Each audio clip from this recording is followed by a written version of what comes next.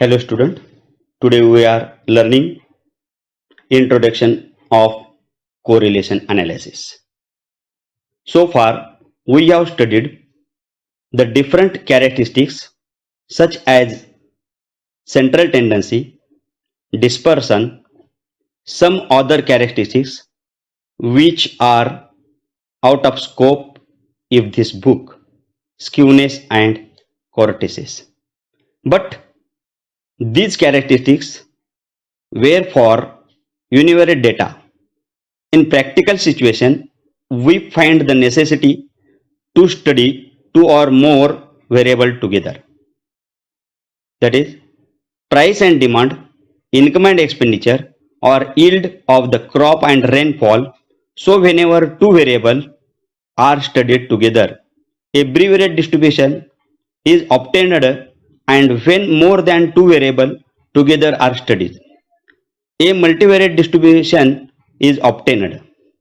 In a bivariate distribution, a set of pair of observation, one value of each pair being the value of each of two variable is collected.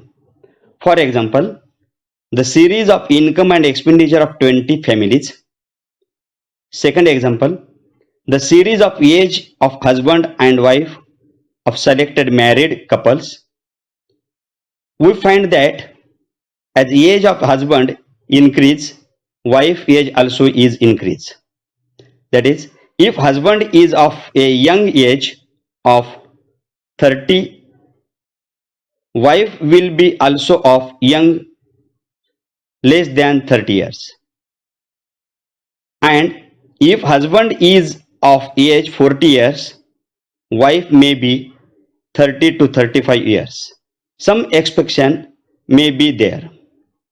For such bivariate data, we may be interested in finding out whether the two variables are related. If related, how are they related? To what extent they are related? All the questions can be answered by the statistical tools correlation. आतापर्यंत आपण ज्या सांख्यिकीय पद्धतीचा अभ्यास केला त्या एकाच चलावर आधारित किंवा संबंधित होत्या. पण प्रत्यक्षात असे अनेक प्रश्न असतात की जे एकापेक्षा जास्त म्हणजे दोन किंवा दोनपेक्षा जास्त चलावर आधारित असतात. एका चलात होणाऱ्या बदलामुळे दुसऱ्या चलात जेव्हा बदल होतो तेव्हा त्या चलात सहसंबंध आहे असे आपण म्हणतो. उदाहरणार्थ, वस्तूच्या किमतीत बदल झाला असता मागणीत बदल होतो, तसेच किमतीत होणाऱ्या बदलामुळे वस्तूचा पुरवठा बदलतो. उत्पन्नात होणाऱ्या बदलामुळे उपभोग व बचत बदलते किंवा खताच्या मात्रात होणाऱ्या बदलामुळे उत्पादनात बदल होतो. उत्पन्नात वाढ झाल्यास खर्चात देखील वाढ होते. पतीचं वय वाढलेलं असताना पत्नीचं देखील वय वाढीव दिसते. पावसाचं प्रमाण वाढल्यानंतर उत्पादनामध्ये देखील वाढ होते. अशा बदलांना दोन चलातील सहसंबंध म्हणतात. सहसंबंधात फक्त दोन चलातील सहसंबंधाचा किंवा नात्याचा अभ्यास केला जात नाही, तर भिन्न चलातील सहसंबंधाच्या प्रमाणाचा म्हणजे डिग्रीचा विचार केला जातो. भिन्न चलातील सहसंबंधाच्या प्रमाणाला सहसंबंध म्हणतात. तर मग आपण डेफिनेशन पाहू. एम टायटल यांच्या मते an analysis of the correlation of two or more variable is usually called correlation. दोन किंवा दोन पेक्षा अधिक चलातील सहसंबंधाचं विश्लेषण करते असं एम टायटल सांगतात. Types of correlation. First, positive correlation.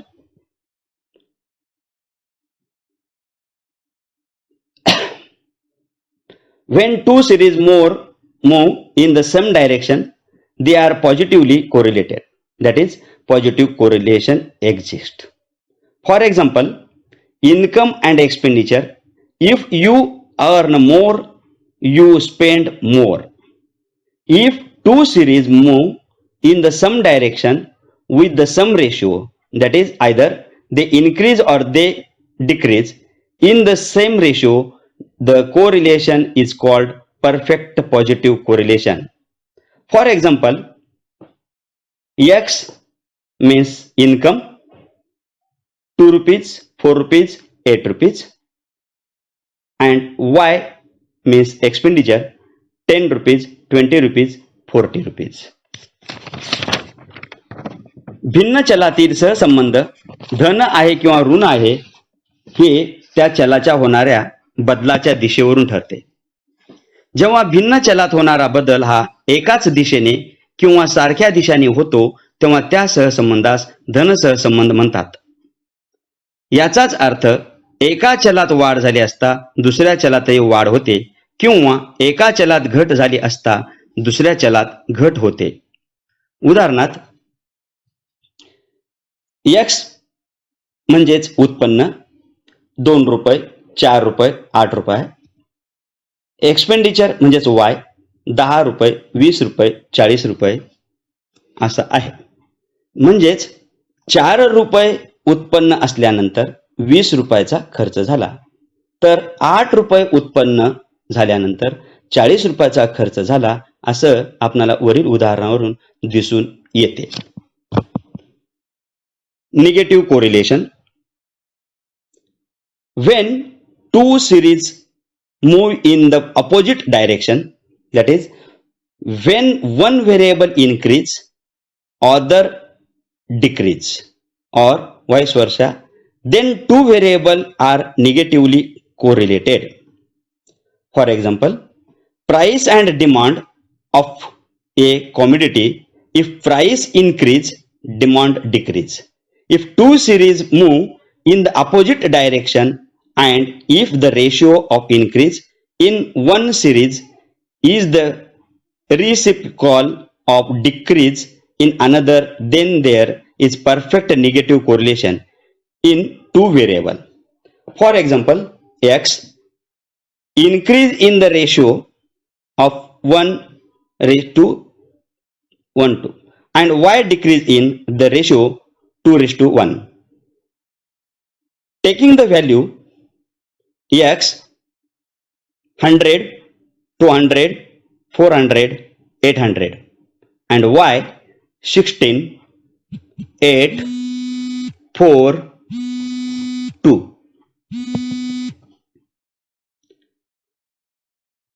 भिन्न चलात होणाऱ्या बदलाची दिशा जेव्हा विरुद्ध असते तेव्हा त्या चलातील सहसंबंधाला ऋण सहसंबंध म्हणतात.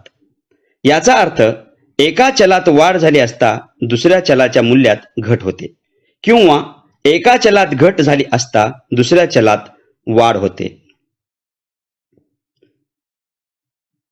अर्थशास्त्रातील मागणीचा नियम हा ऋण सहसंबंधाचं उदाहरण आहे, कारण किंमत आणि मागणी यांचा व्यस्त सहसंबंध असतो, इन्व्हर्स. याचाच अर्थ किमतीत होणाऱ्या वाढीबरोबर वस्तूची मागणी कमी होते व किमतीत घट झाली असता मागणीत वाढ होते. उदाहरणार्थ एक्स 100 रुपये, 200 रुपये, 400 रुपये, 800 रुपये. Y 16, 8, 4, 2. Next, linear correlation. The correlation between two variables is said to be linear if corresponding to a unit change in one variable, there is a constant change in the other variable over the entire range of the value. रेषीय सहसंबंध. रेषीय सहसंबंध या चलात होणाऱ्या बदलाच्या प्रमाणावरून ठरते. भिन्न चलात होणारे बदलाचे प्रमाण जेव्हा स्थिर असते तेव्हा त्या चलातील सहसंबंध रेषीय असतो. नॉन लिनियर अरेषीय सहसंबंध. जेव्हा भिन्न चलात होणाऱ्या बदलाचे प्रमाण स्थिर नसते म्हणजेच ते बदलणारे असते तेव्हा तो अरेषीय सहसंबंध असतो. तर मग आपणाला आपल्या अभ्यासक्रमामध्ये कार्ल पियर्सन यांचा सहसंबंध अभ्यासायचं आहे. तर सहसंबंध गुणांक माहित करून घेण्याच्या विविध पद्धती आहेत. साधा सहसंबंध हा आर या इंग्रजी अक्षराने दर्शविला जातो.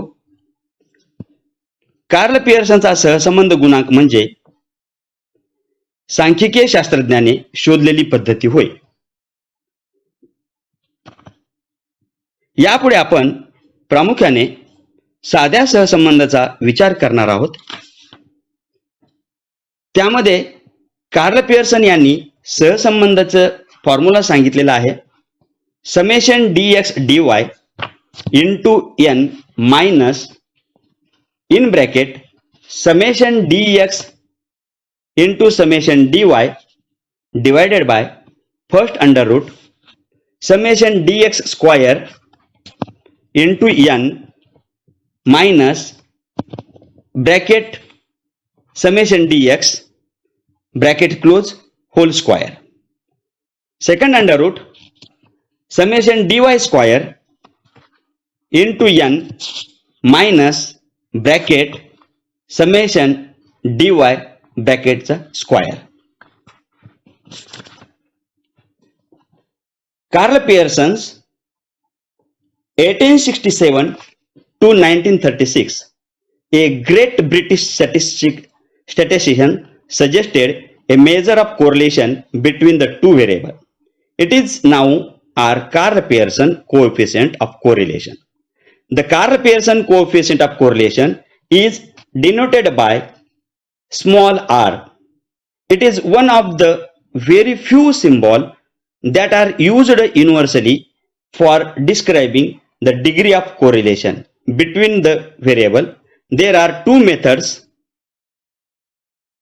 computing Karl Pearson: direct method and shortcut method.